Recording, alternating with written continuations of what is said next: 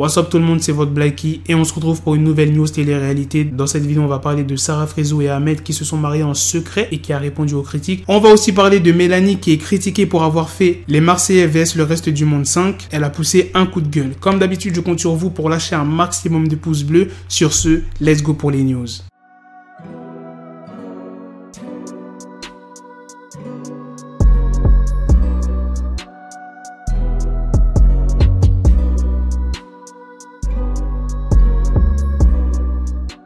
Le week-end dernier, Sarah Frézou et Ahmed de la Villa des Cœurs Brisés 5 ont fêté un mariage secret. Beaucoup d'internautes ont envoyé leur message de félicitations au couple et d'autres personnes ont lâché Sarah Frézou d'être mariée pour la 3e fois et d'avoir eu 3 maris différents en quelques années. Et il y a pas mal d'abonnés à Sarah qui l'ont défendu, comme tu peux le voir à l'instant. Sarah Frézou ceci, Sarah Frézou cela. En tout cas, tous ces mecs l'ont mariée, même si ça n'a pas marché. Et là, elle est actuellement mariée. Vous ouvrez vos gorges, vous sortez avec des mecs, ça fait 10 ans, ils vous ont même pas présenté leur nièce. Va là-bas. Les réseaux, ça vous fait oublier votre vie merdique des fois, vos longues gorges là. Et Sarah Frézou a répondu, voilà, fermez-la un peu. Voilà, c'est réel. Encore un autre screen. Vous parlez de Sarah Frézou, 3 mariages, mais vous oubliez vos tantes qui sont mariées, divorcées et qui ont 7 gosses avec 3 pères différents. Et c'est un délire. Les gens, ils aiment trop critiquer. Moi, j'en suis sûr. Hein. Ça aurait été un homme qui aurait été dans la même situation que Sarah, qui se serait marié 3 fois et qui se serait remarié. Il aurait peut-être reçu 5 ou 10% de commentaires négatifs et c'est tout. Mais vu que là, c'est une femme,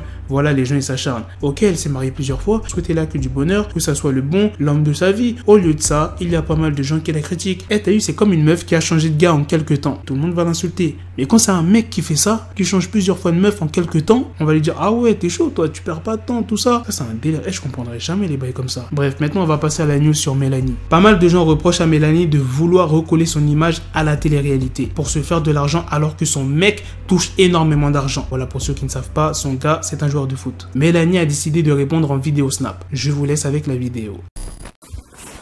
Je répondrai aux 5% des personnes qui m'ont dit oui. Pourquoi t'es retourné à la télé? Tu pars recoller ton image à une fille de télé-réalité.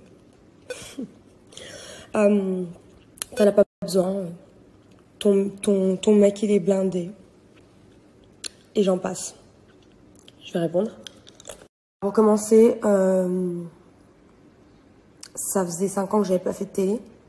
Et même comme ça, on me retrouvait dans tous les trucs de télé-réalité. Ça veut dire que moi, on m'a toujours considéré comme quelqu'un de la télé-réalité, que je fasse de la télé-réalité ou non, même 5 ans après.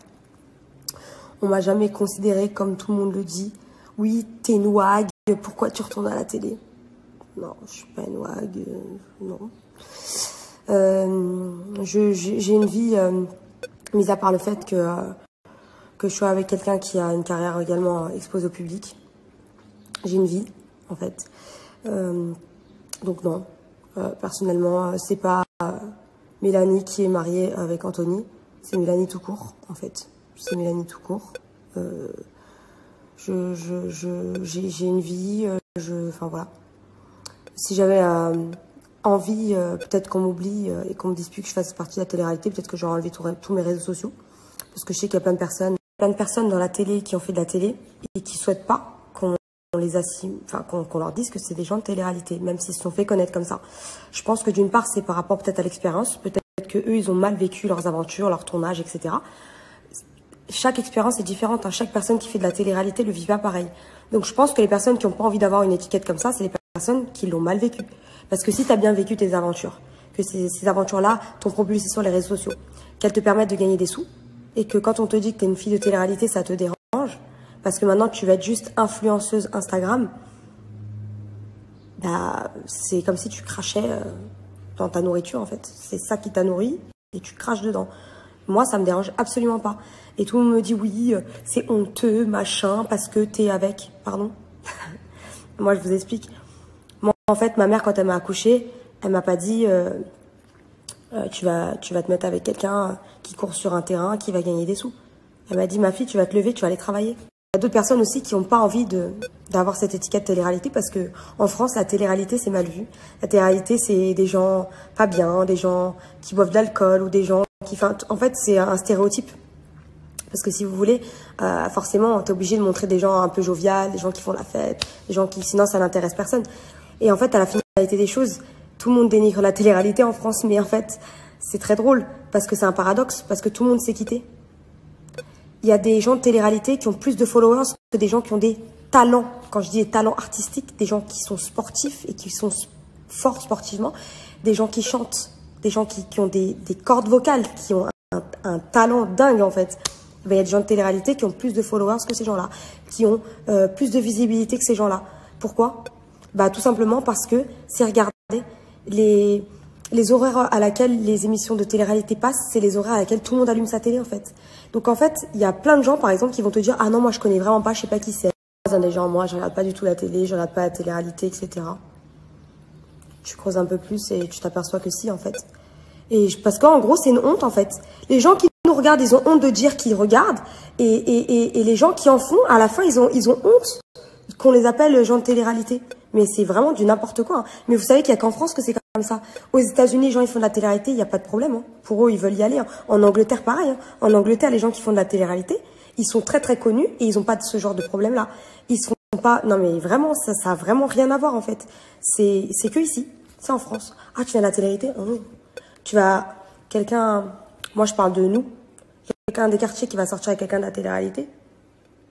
Ah, vas-y, laisse tomber, t'es malade ou quoi? Non, non, non. Ah ouais? mais pourquoi vous regardez alors? Au final, la télé-réalité, c'est dénigré par les gens qui regardent, par les gens qui, à la fin, ne veulent plus avoir cette étiquette-là parce qu'ils ont peut-être une mauvaise expérience. Ça, après, ça, c'est différent. Mais en gros, les gens qui regardent, ils ont honte de regarder, de dire qu'ils regardent, alors que ça les fait rire, ils se divertissent. Il n'y a rien de mal. C'est là pour divertir les gens. Donc, en fait, il n'y a rien de mal de regarder ça. Vous n'êtes pas débile parce que vous regardez la télé-réalité, en fait. Tu vois, on va dire que tu es peut-être plus intelligent si tu veux t'intéresser à ce qui se passe au journal de 20h que de la télé-réalité. Mais tu peux regarder la télé-réalité et regarder le journal de 20h. Tu peux avoir un QI qui dépasse celui de tout le monde dans ta classe et tu regardes de la télé-réalité. Enfin, il est où le problème, en fait? Tu peux t'intéresser à des choses différentes. Ça se trouve, tu préfères lire, tu regardes même pas la télé. Tout ça, c'est possible. En fait, tout le monde fait ce qu'il veut. Je sais pas. Les gens, ils préfèrent, par exemple, regarder Netflix. Ils regardent une série. Ok. Ils vont regarder des séries. Comment ça s'appelle, celle-là? Déjà, tu me donnais le nom. Moi, j'aurais jamais regardé. Mais après, j'ai regardé, j'ai trop kiffé. Tu vois, ça, c'est des a priori. C'est tout simplement. Girl. Gossip Girl. Mais tu crois que ça existe, Gossip Girl? Et les gens, ils regardent ça. Alors ça, ils ont pas honte de regarder Gossip Girl et de regarder un truc qui n'existe pas, en fait. Ça n'existe pas. Oui, il doit y en avoir des New-Yorkaises très, très riches, etc. Oui, les Hamptons, tout ça, ça existe. Ça existe. Mais ça, c'est fictif. Alors que nous, la télé-réalité, c'est des gens normaux qui rigolent, qui font la fête. Oui, il y a des histoires, il y a des ci, il y a des ça. Mais c'est du direct, en fait. C'est du direct. C'est du direct. Je peux pas faire mieux. Il n'y a pas de scénario, en fait. On lit pas un script. Enfin, voilà. Moi, en tout cas, je réponds aux personnes qui me demandaient, ouais, t'as pas honte? Non, j'ai pas honte. Ouais, pourquoi t'y retournes après 5 ans? Parce que c'était un moment donné où je pouvais y aller. Voilà. J'avais possibilité que mon fils... J'avais possibilité d'y aller. C'était un bon moment. Je voulais faire une surprise à qui j'ai envie de faire la surprise. Voilà. Tout simplement. Et je pense qu'il y a des gens qui pensent qu'en retirant l'étiquette télé-réalité, ça va être juste un tremplin. Et après, ça lui me dit plus ça, c'est la honte. Excuse-moi, mais Dior va jamais t'appeler pour faire un partenariat ni Chanel. Hein. Parce que dans ces cas-là, j'attends toujours. Hein. Franchement, moi, j'attends pas ça. Voilà, tu craches pas dans la soupe. J'y étais très très bien. La dernière production avec laquelle j'ai bossé, Banigé, ça s'est très bien passé. Je les kiffe. Et les gens que j'ai rencontrés, il y en avait beaucoup très différents de moi.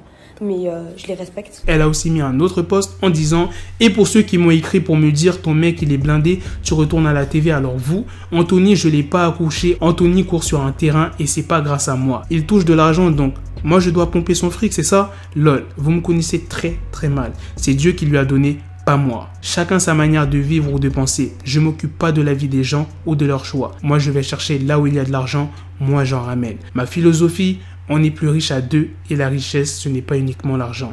Have a nice day. En vrai, elle a tout dit. J'ai rien à ajouter. Voilà les gars, c'est la fin de cette news, c'est aussi la fin de cette vidéo. Dites-moi dans les commentaires ce que vous en pensez. Sur ce, on se donne rendez-vous très prochainement pour d'autres vidéos news télé-réalité. Prenez soin de vous. Peace. Got the bezel, had to switch my schedule. On my dick, she Lego, never Lego. Her my stuck up on me, so I call her Velcro. Till I need my dinero pendejo. Hit my metro if it's about the peso, like it's Go Diego. Make it right on schedule. Got the pistol on me with the dick, extendo bitches in the back just like a fucking echo. Ay, that bitch told me you got pencil dick. She grip on my dick like a selfie stick. I got a big gun, I need help with it. To wet your babe up, Michael fell with it.